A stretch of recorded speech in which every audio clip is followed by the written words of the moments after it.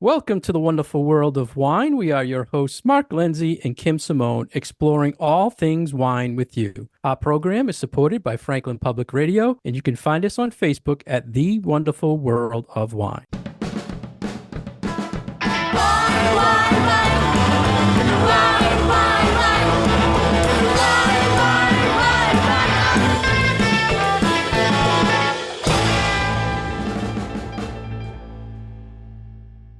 Hello again, everybody, and welcome to the wonderful world of wine. How are you today, Kim? I'm doing great, Mark. How about yourself? I'm doing just fine. And today we once again are introducing our listeners to people in the wine world. And today we have a special guest, Len Presutti. Len, how are you today? Great. How are you doing, Mark? Everything is great. I'm so happy to talk with you, Len. It's been a long time. And, it has been. I just have to tell Kim and our listeners the little background of how I met Len. Len is a certified wine educator. He's a corporate wine educator. And I grew up in a family liquor business, wine business. When my parents wanted to retire, I needed to seek out some education in wine. And Len was the person who was offering it. And I had gone to Len to study for my certified specialist of wine. Len taught me many, many things, as he did. I'm sure a lot of people listening in our area were educated by Len. Len, you taught me so much about not only how to taste wine, how to evaluate wine, but also how to take wine exams. One thing about you, Len, that you would teach a class, and then after people would take a test, you would actually stop us in the hallway to follow up what was asked so you could learn from that. So I appreciate everything you did for me, Len, and I just had to let everybody know our little background. It's truly my pleasure. It's kind of a responsibility, obviously, preparing people for exams, and you never know what they're going to ask. So that's why I always did follow through, because I wanted to do the best job I could in teaching. And it's important when you're taking exams like that to realize what level they're going to. It was always so important to get that feedback. You had so much knowledge about the education part and tasting. You taught me a lot of things, even to the point where, and I use it for my classes now, Len, is I'll ask people in the room how many people like this wine, how many people hate this wine. And you taught me early on, never say that you hate a wine. It's just not your style. And I think that was one of the biggest things that helped me as a wine retailer to learn. That's, I think, an important lesson to learn in that, especially when we're in the business. We're there to help people find wines that they like. And we have to match the wine to their palate, which isn't actually, that's for sure, isn't ours. So we have to explore their likes and dislikes and all that, and wines they've liked in the past and wines that they haven't cared for so much, to try to guide them. And I think it's really important to kind of get what the wine has to offer. And that's a big job. I remember when I first started learning how to taste and figured out how important that was, really kind of came home to me when I came home from a trip from Europe, and I bought 50 cases of a wine that I probably should not have purchased. It was good, but it wasn't quite as good as I thought it was when I was over there tasting. So I really explored every factor that was involved in the tasting process, how the glassware affected it, how the temperature affected it, how going through that whole process. I learned a huge amount myself. Little things like when you're smelling the wine, take a deep double sniff and then put the glass down, because if you continue to smell it, you desensitize your nose to the specific aromas and flavors contained within the wine. I always kind of compared it to going into a freshly painted room. You can't stand the smell, and then all of a sudden you don't even notice it. So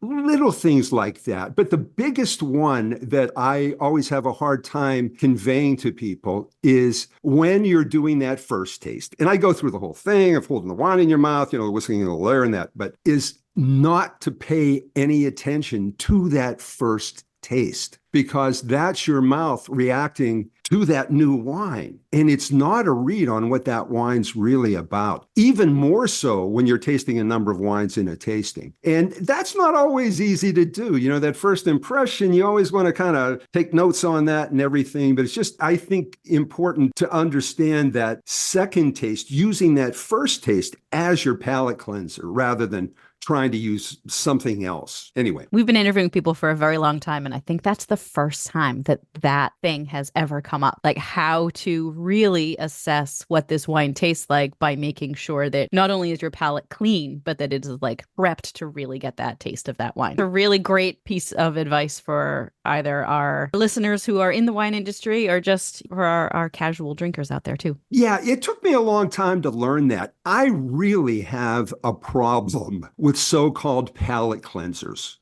Anything that you put in your mouth is going to affect the flavor of that next wine more than nothing. Even water strips your mouth of saliva, and it's wine interacting with the saliva in your mouth that creates flavor. As much as I know that, I've been to major tastings where I just got thirsty and I drank a full bottle of water and went back, and then I wasn't getting anything out of the first wine I'm tasting at all. And I said, oh yeah, okay. I've stripped my mouth of saliva. What have I done? Yeah, it comes back. It doesn't take a long time, but It's just important to know kind of everything that's going on there to get a read on the wine. And it's not critical to enjoying the wine in a home setting, but certainly if you're making buying decisions, it is. And you always used to play around with things like that. I remember we did a German tasting, and I believe he used ricotta cheese to clean our palates.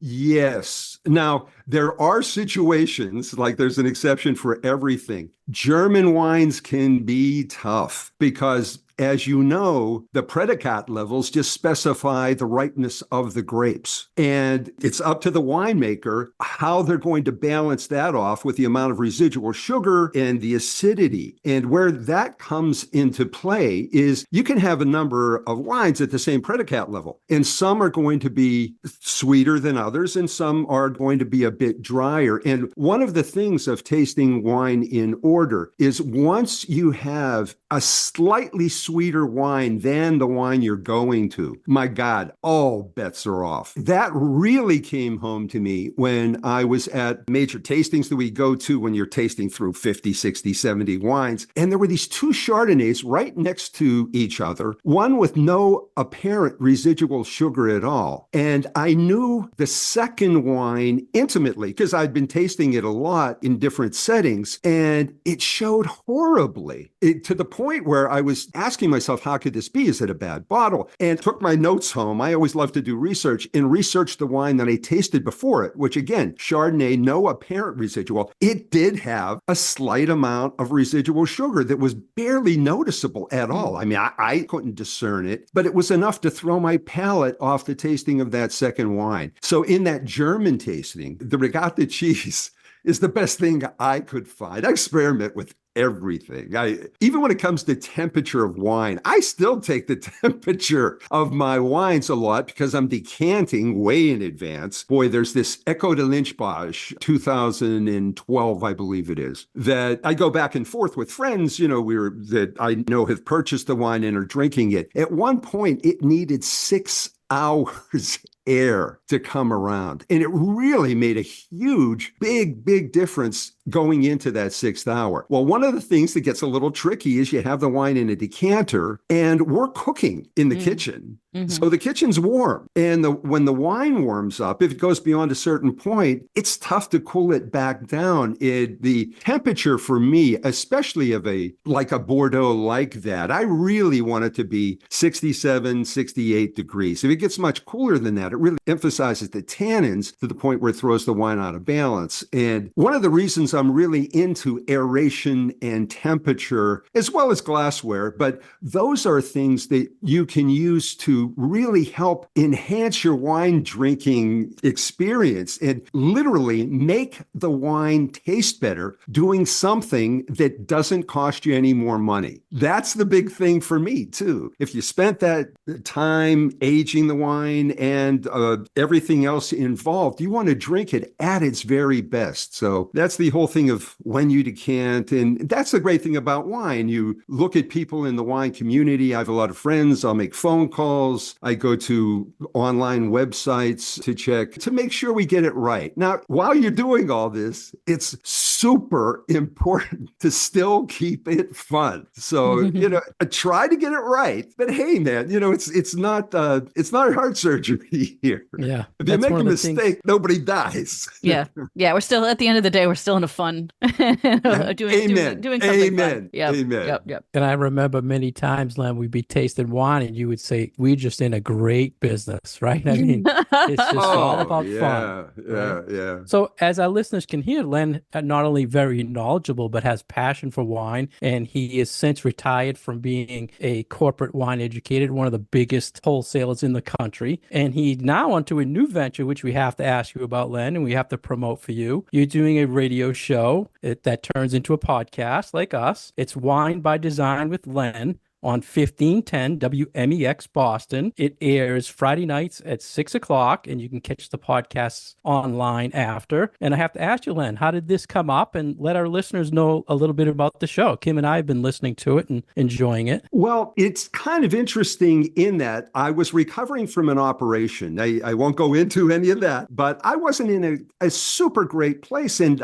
I wanted to get engaged with wine again because I'd kind of fallen away from it. I liked the station a lot. It's an oldie station. I listened to it a lot. I called in, talked to the DJs and all that. So at one point, I talked to a person who turned out to be the general manager and producer, Ben Ravinovitz, and asked them if they had any need for someone perhaps doing a little wine spot. Turns out that Tony LaGreca, one of the station's owners, was doing a wine show on Fridays called Uncle Tony's Influential Italian Music Hour. So I started out by doing a little 10-minute spot on that. And I did it for a while. It seemed to go well, and it was very well received. And Tony said, why don't you do your own wine show? And I jumped at the opportunity. It's really great in that. For me, it's perfect. I've been given a totally free hand in terms of content. And as you know from listening to it, it's pretty much wine education. I'm talking about some of the how to taste, wine and food matching, which is huge with me, and wine and health and closures. I actually had Dr. Sinclair on that talks about the wine and health and has done books on it. But anyway, it's just been a ton of fun, and people call in. There are not a lot of call-ins. That's starting to increase a bit, but it's just a blast. And it really had to do a lot with, I guess, especially in the beginning, I wanted to share some of the stuff I learned because I never took anything at face value that I read. As much as I possibly could, I experimented with it. I never totally believed anyone. When I read about the temperature in wine, I went through a 3-month period where I took the temperature of every wine I tasted, other than at these mass tastings, just to get a feel for it. And at a certain point, I could actually tell the temperature of the wine within a degree Fahrenheit. I did the same thing with Riedel glasses. I actually met with George Riedel when he first came to Boston looking for a distributor. He had a number of glasses. He let me bring the wine, and my God, what an impression that made on me. There was just such an amazing difference from glass to glass. And I realized what a huge impact it would have. And he did it exactly the right way. He didn't set up any specific order. He had me bring a half bottle of Bordeaux and a bottle of a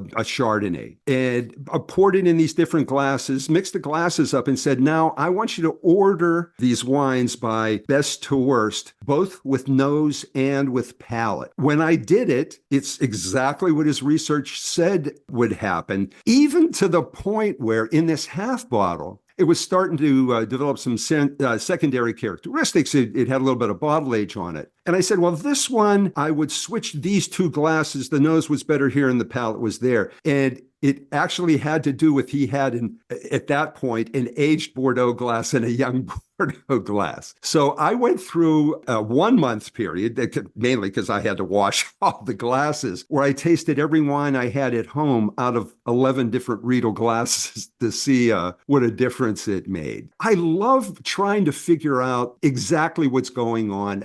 You probably know this, Mark. When it comes to food and wine matching, in the very beginning, now we're talking well over 30 years ago, when nothing much of worth was written about wine and food matching, and much of what you read was just dead out wrong. My wife, who's actually a trained chef, and I went through a 3-year period where we had 12 different bottles open in the house at all times, 6 whites and 6 reds of as varying character as possible. So we're talking like a Muscadet, a Sauvignon Blanc, a Chardonnay, and all that. We tasted through all 12 wines, the 6 whites and 6 reds, every night with the food we prepared, spitting, even with the wines that we knew were going to be actively bad matches, to see what those flavors that were created were. And I conservatively estimate that we did 10,000 matches in that 3-year period in the beginning. We still do it. Now it's usually 5 or 6 wines that we'll have on the table because we have a pretty good idea of what works with what, but we're looking for what works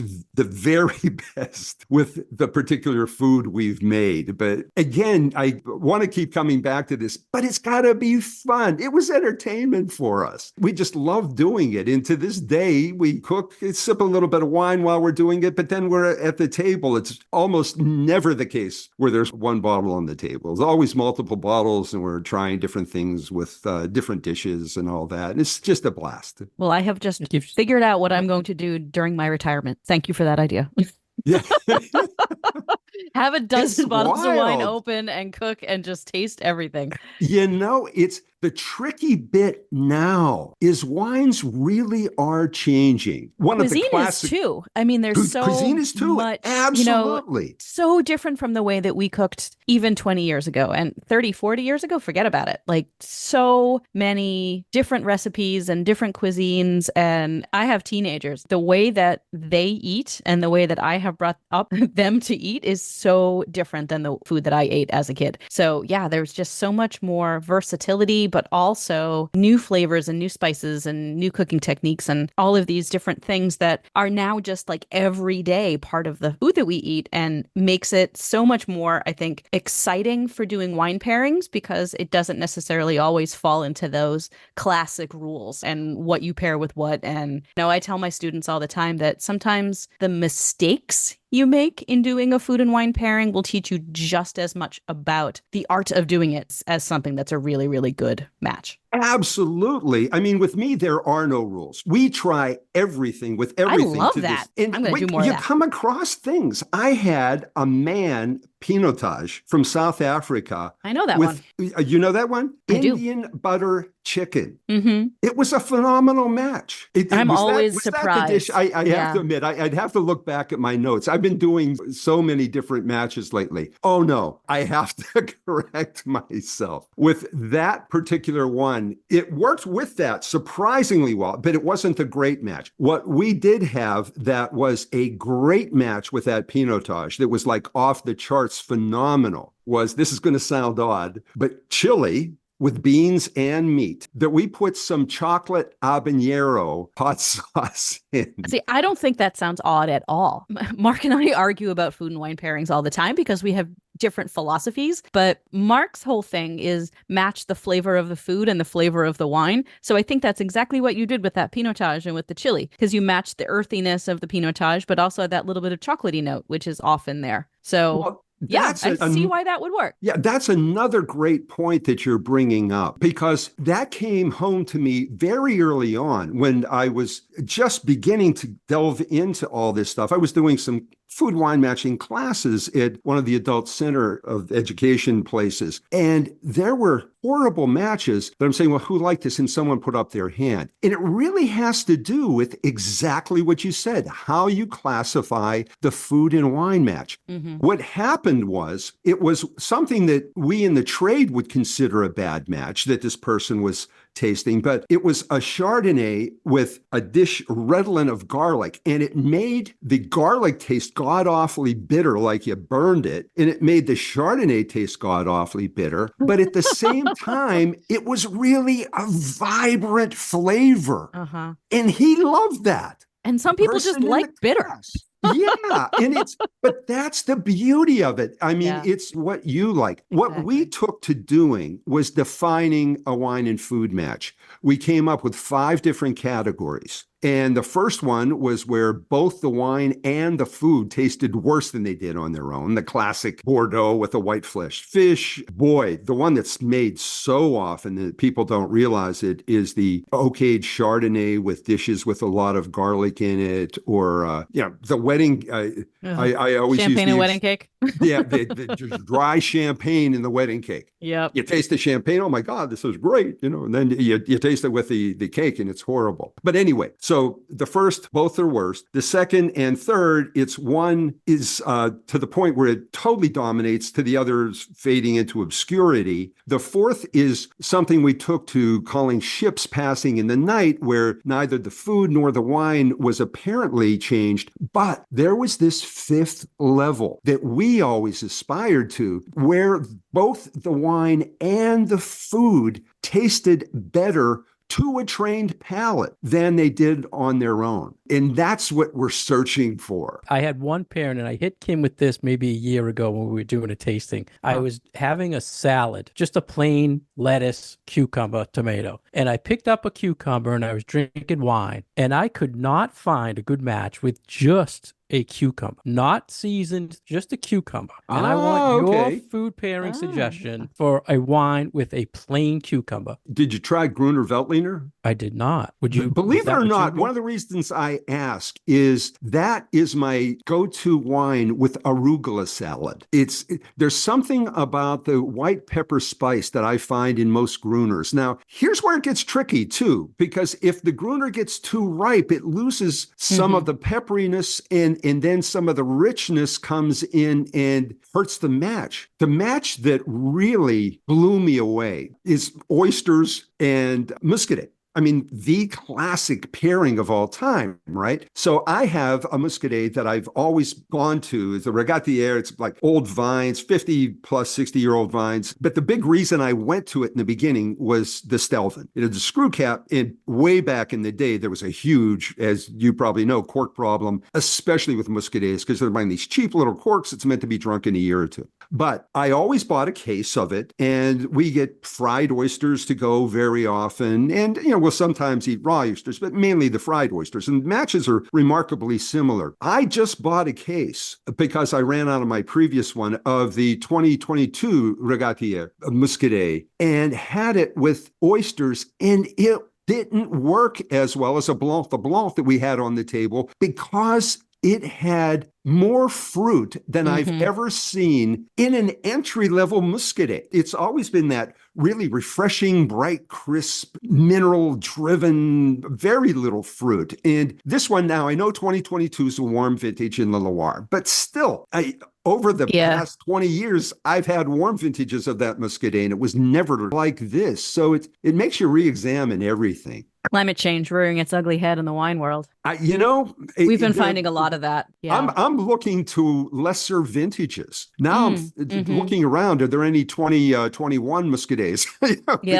Yeah. It's like the flip side of how we used to look at it. It's like, don't choose the warmer vintages, choose the cool, rainy vintages where you've got underripe fruit. You had to pick it anyway. It's like, well, maybe that'd be better with my oysters. I'm 100% with you on the muscadet and oysters. And I know exactly that wine you're talking about. And I have had quite a few really, really nice pairings of muscadet and oysters. And you're right, it is one of those absolute classic pairings in the whole wide world. Yeah, exactly. Yep. To the point where I was doing a training at a restaurant that served raw oysters. And I served the muscadet. I was having them taste the muscadet with the oysters. They brought some oysters out. And one of the servers came over to me and said, I hate oysters.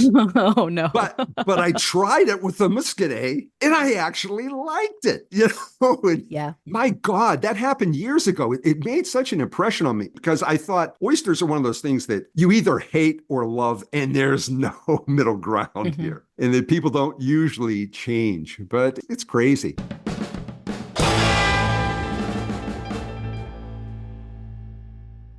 You're listening to The Wonderful World of Wine, and we are your hosts, Kim and Mark. You can find more information about Mark on his website, franklinliquors.com, and more information about myself and my classes at commonwealthwineschool.com. This week, we are introducing and interviewing Len Presutti, who also has a radio show and a podcast. You can find him at lenwmex@gmail.com, and his show is Wine by Design with Len on 1510 WMEX. Welcome back to The Wonderful World of Wine. We are Kim and Mark, and this week our special guest is Len Presutti. At the beginning of the show, Mark gave his little story about how he knows Len and the influence that he had on his life and career in wine. And now I'm going to tell mine because Len was the predecessor of my boss at Martignetti Liquors all way back when, a couple of decades ago when I started in the wine business. When I knew Len, he was the wine educator at Martignetti Liquor Corporate. And every quarter we would head on down to headquarters and Len would have spread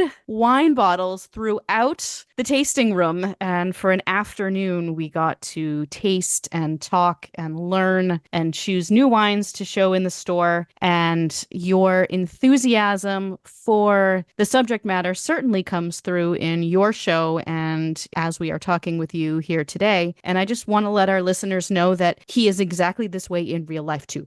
So even in a working environment, this is Len, and this is really how excited he gets about wine. Well, I have to admit, it really does go back to if you can't have fun with wine, what can you have fun with? Seriously. And it's so nice that we get to have fun at work because this is what we all do for a living. Oh my God. Yes. I just feel pretty wonderful. Yeah, so privileged. And to travel the world, South Africa, New Zealand, Australia, Italy, France, Germany, Spain, Chile, Argentina. I never would have done that on my own. I really do owe a lot of that to the Martignettis who sponsored my travel wherever I wanted to go, pretty much. We had been talking before we started recording a little while ago, the show, and you had mentioned just how important it is to taste with other people and not taste wine in a vacuum, but especially in a professional setting where you had said we know objectively all about these wines that we are tasting. We don't necessarily have to dig into what's the acidity level, how are the tannins, et cetera, et cetera, et cetera. But when you get to a certain point in your either career or experience with tasting wine, and then you have other people who also are just as into it as you are, that it's talking about those other things that you are experiencing when you're tasting that really brings out the magic of the wine, I think, and getting other people's impressions and interpretations and how we describe them, but also really how we feel about them. And I'm hoping that you still have the opportunity to do that in retirement and kind of in this next phase of your life. And it certainly sounds like you've got people that you taste with these days. So it's nice that you can continue to kind of carry that fun part of the wine journey. Oh, absolutely. Because everyone does have their own individual palate in that you have different thresholds of perception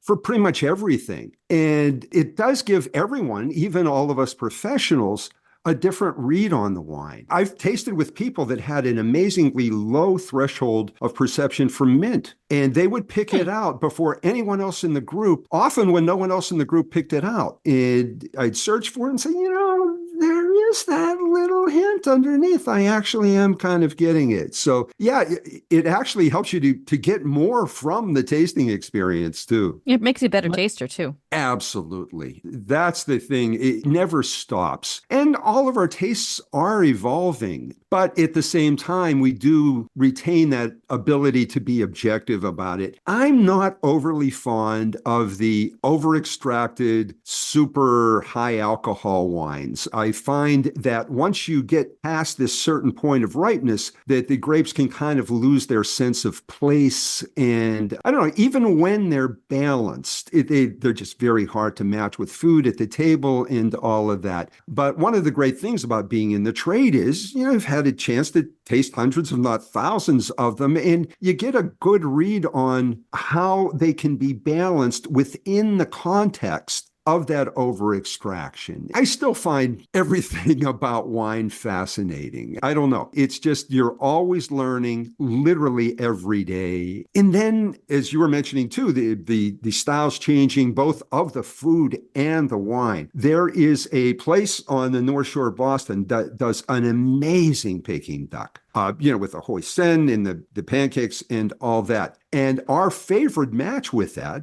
is a Gewürztraminer from Alsace. But it seems like I've either looked up tech sheets or tasted through, I can't tell you how many now, and either they're way sweeter than they were. I mean, all Gewürz tend to have maybe that little touch of underlying residual, but these were to the point where it was almost dominating. And again, these are wines like Schlumberger, the Prince d'Herbe, that it was always one of my favorite go-tos. It seems like everything I'm looking for in Gewürz now is either sweet, or I looked up some tech sheets on Domaine Weinbach wines that were 15% alcohol. Yeah. Give me a break. I mean, it just doesn't work with the food. But I found one almost by accident. The Chateau Saint Michel Gewürz from Washington State is lovely. It's 12% alcohol. Little touch of residual, enough to handle the hoisin sauce and the match and all that. But it works pretty well. Not as well as the classic Gewürz from Alsace did in that pairing, but it's the closest thing we've been able to come to lately. Interesting. Len, one of the things we try to tell the listeners or inform them is ways to shop for wine. And now that you don't have that ability to walk down the hall and grab any bottle you want, and you're out there in the world shopping, I know on your show you mentioned how you shop at some local wine shops. What are you noticing when you're shopping for wine nowadays? What are your tips for shopping for wine now that you have to go out and get these wines? Well, first of all, it's really important to find a wine store with a broad enough selection so that they have enough to choose from within the store. And then the other tip that I would give is get to know the wine buyer. Not the store owner, the wine buyer, and develop a relationship with them, explaining to them what you're looking for. Boy, I mentioned it on a show. The Francois Villard, a Northern Rhone producer, does this little Syrah that the buyer found in this little wine store. It's a couple miles from me. That's an $18 bottle. Now, this is a producer that makes $50, $60, $70 Côte Rôties that routinely score 94, 95 points in the Spectator, a really, really great producer. And he turned me on to this wine that I may have had a while back. The reason I love Villard is he did this Viognier that was around the Condrieu region, but was above the elevation where they could actually call it Condrieu. And he made a little generic Viognier for years and years that way over-delivered and that you could actually mistake for an actual honest-to-God Condrieu, which with all of its complexity and all that good stuff. So I was familiar with him, but didn't recall having had this somewhat generic Northern Rhone Syrah that he did, and was the wine buyer for this little shop that, oh my God, my combination of living room dining area is bigger than the shop. But he has a tremendous selection, things that you'd never think of finding. That's where I got the Pinotage. So there's that. And I do revisit one of the beauties of being in the business for as many years as we have. You have kind of go-to people that in different regions and different areas in that. And I seek out those wines to the point where I'll ask to purchase single bottles of them. And then when I find that I like them, I buy a case. The funny thing is that happened very recently with the Colomé Torrontés. I believe it was the 2022 that was drop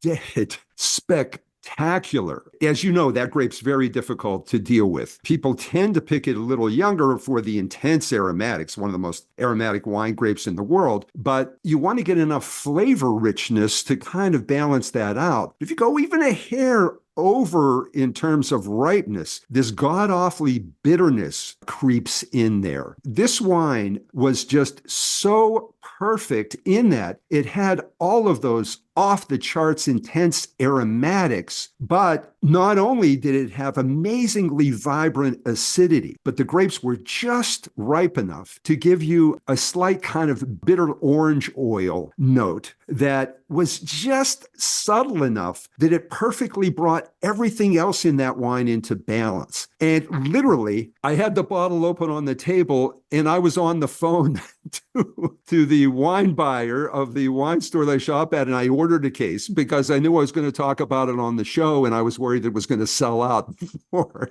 I could have to tell you, my allotment. I was listening to that show and I had that wine on my shelf, but I thought it was maybe a 23 vintage, and I'm surprised it was 22. I took it home, and the next day I ordered 3 more cases. Did you really? Yeah, you were right. It totally changed.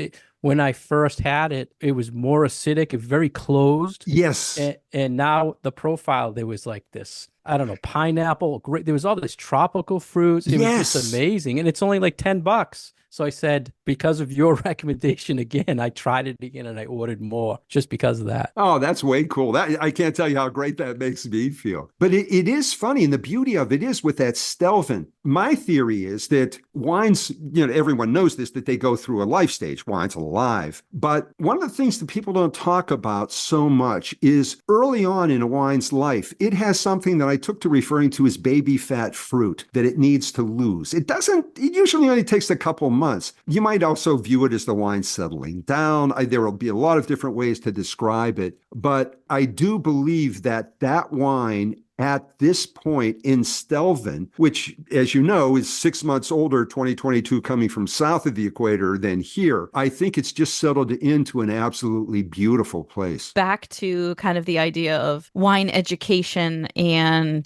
changing careers, and this seems to be an industry that we all sort of bounce around a lot, but still stick with wine, and still we often want to get that passion that we have for wine across to other people. You seem to have just as much enthusiasm for wine now when you are no longer in the business of selling wine. But when you were in the business of using education as a sales tool to get people to understand what they were selling when you were working in a corporate environment, how successful did you feel using education was as sales technique? Does that make sense? It absolutely does. Because we always feel like when we're talking to people in the trade and we are trying to get across to them the importance of wine education, there's always that little extra of, well, it'll make you more money because it'll help you sell wine better. But there is absolutely no question to that. I've been wanting to ask you this question because you are like the perfect person in that position to kind of bounce this one off of. Yeah, well, a lot of it has to do with, first of all, everything we talked about, all the how to taste, is how to get the information from the wine to begin with. But the thing I love about wine is, especially in this technological age that we're in, the only way you can learn about it is through someone that's been there. I remember when I first got in the business, and I would take classes, every class I could and all that, and I studied as much as I could and I tasted as much as I could. The question I most often asked is this really supposed to taste this way? Mm-hmm. And that's the thing. It's a wine you haven't had before. And that's the beauty of the wine business. Obviously, I think if you don't know how the wine is supposed to taste and someone's asking you for that type of wine, you don't know where to go. And your tasting ability will allow you to taste through the portfolio of wines that you're selling and make the right choice. For a while, I ran a route selling wine. Sold to the Ritz. I sold to some of the top restaurants in town, which I loved. I loved the interaction with the chefs. My favorite pasta dish to this day, Vinicio of Toscano taught me how to make. He saw how into the wine and food thing I was. He took me back in the kitchen, and it had to do with these different herbs and spices and double smoked bacon. It's an amazing dish. Had me at bacon. But again, it's that interaction, and it's that learning and being able to help your customer. That's the way I always viewed it. And the more I learned, the better able I was to do that. And it gave me satisfaction. It might sound odd, but I never looked at my numbers. The thing that I always took care of all my customers as if they were family, quite frankly. I mean, it's just I couldn't do it any other way. And that always worked. I mean, it came through to them that I wasn't just trying to sell them something. I wanted to do what was best for them. And I think you can't do that unless you are educated in terms of wine. The more you know, the better able you are to do that. The more styles of wine you've tried, the more regions and all that, because it's just such a beautiful world out there. And what bothers me sometimes is it happened to me once at a restaurant where I was helping them with the wine list, and they were blind tasting, which I'm a huge fan of, through a number of Chiantis. And they put together a few wait staff, and they came up with this wine that, okay, we agree, this tastes the best. And I was there, and I had to tell them what I thought. I said, you know something? I agree with you. This is good wine. The only problem is it tastes absolutely nothing like Chianti. And that's it. If you don't have that knowledge, how do you know what a good Chianti is? I mean, you have to have that point of reference of having tasted many, many of them. And again, that kind of goes back to educating yourself by tasting and learning. A lot of the learning has to do with things that will help you to taste better and learn about the region and the grapes involved and what the characteristics are. Reading about them helps you to place that wine in the filing cabinet in your mind under that grape from that region. And that's why I love wine education. I don't know, sometimes people, education, oh my God, do I really have to, But I always tried to keep it fun. I think part of that had to do with the fact that I made a living 20 years playing saxophone. And I always liked to see people enjoying themselves. That's why I like the music. And I found that when I got into the wine business, that continued. I seem to be able to help people have a better time. That's what it's all about, that enjoyment level. And I know it seems like maybe I went far afield from the wine education question, but I do feel that it's all tied in together. It's like when you listen to music, if you have a history of that composer and the era in which he or she composed, it helps you to better appreciate the sounds, even though the sounds are the same if you don't have that background. Mm-hmm. And I think wine is much that same way, that you have an even greater appreciation when you know what goes into it. And the beauty of what we do is we so often get a chance to meet the winemakers and the owners and the people that are putting their heart and soul into that product in the bottle. Well, thank you so much, Len. We could talk all day. And I know, no kidding. It's like, so many questions. Keep going. Yeah, so many questions, so much to talk. And your passion is that's what we wanted to bring to our listeners today. And we thank you so much for the time. Yeah, thanks, Len. The pleasure's truly mine. I can't tell you how much I've enjoyed this. Thank you. Thanks. It was good to get back in touch with you.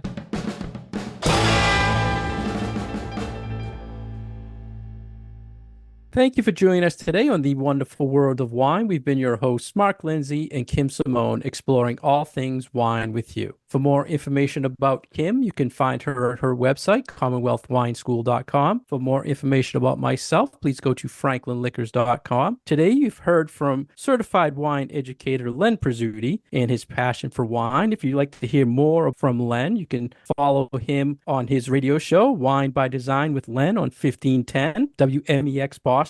And you can find his past episodes on the WMEXBoston.com website. He's on Friday nights live at 6 p.m. You can find our past episodes on SoundCloud and iTunes. Cheers. Cheers. Wine, wine.